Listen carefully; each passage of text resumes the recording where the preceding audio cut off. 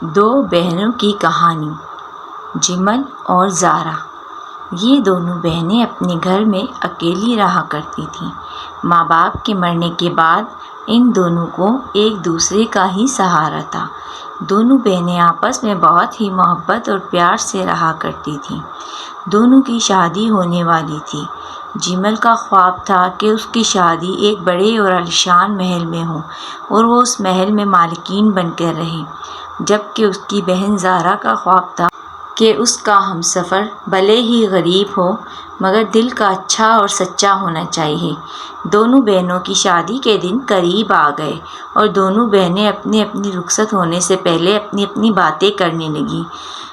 زارا کا کہنا تھا کہ تم مجھ سے دور چلی جاؤ گی اور میں تمہیں ہمیشہ یاد کروں گی۔ جمل کا کہنا تھا کہ ہم دونوں بہنیں آپس میں محبت سے رہا کرتی تھیں، لیکن اب تو میں ایک بڑے سے بنگلے کی مالکین بننے جا رہی ہوں، جبکہ زارا نے کہا کہ میں تو ایک چھوٹے سے گھر میں جا رہی ہوں۔ شادی کے بعد زارا نے اپنے شوہر سے کہا کہ کافی عرصہ ہو گیا ہے اور مجھے جمل کا کوئی فون نہیں آیا ہے، مجھے بہت فکر ہو رہی ہے۔ اس کے شوہر نے کہا کہ وہ تو بڑے محل میں رہتی ہے، بڑے محلوں کی مالکین ہے، مگر حقیقت تو کچھ اور ہی تھی۔ جمل کو سوتا دیکھ اس کی ساس سو کر پٹک کر رونے لگی اور کہنے لگی کہ اٹھ جا، مالکین نہیں بن، تو اس گھر کی نوکرانی ہے، اٹھ اور سارے گھر کا کام کر۔ بڑے محل کے خواب دیکھنے والی جمل اب اس کے سارے خوابوں کو ٹوٹتا ہوا دیکھ رہی تھی۔ سارا دن نوکرانی کی طرح کام کرتی رہتی تھی۔ ایک روز جمل کی دوست کا فون آیا تو وہ بات کر رہی تھی۔ بات کرتا دیکھ اس کی نند اس پر چلانے لگی اور کہنے لگی کہ کھانا کون پکائے گا؟ امی جلدی آؤ، دیکھو اس مہارانی کو، کب سے فون پر نہ جانے کس سے بات کر رہی ہے۔ مجھے تو بہت بھوک لگی ہے اور اس نے ابھی تک کھانا بھی نہیں پکایا ہے۔ یہ بات سن کر اس کی ماں دوڑتی ہوئی آئی اور جمل پر چلانے لگی، جبکہ جمل اپنی نند کے لیے روٹیاں بنانے بیٹھ چکی تھی۔ اس کی ماں کہنے لگی کہ میری بیٹی صبح سے بھوکی ہے، مگر تم کو اس بات کا کوئی احساس نہیں ہے۔ تم اپنے آپ کو اس گھر کی مالکین سمجھتی ہو مگر تم وہ مالکین نہیں ہو۔ جمل یہ بات سن کر بہت ہی اداس ہو گئی اور آخرکار کافی عرصے کے بعد جمل نے اپنی بہن زارا کو فون کیا اور کہنے لگی کہ مجھے آپ کی یاد آ رہی ہے، مجھے آپ سے ملنا ہے۔ اپنی بہن سے باتیں کرتے ہوئے جمل رونے لگی اور کہنے لگی کہ میرے گھر کے حالات میں آپ کو بتانا چاہتی ہوں اور مجھے آپ سے جلد ہی ملنا ہے۔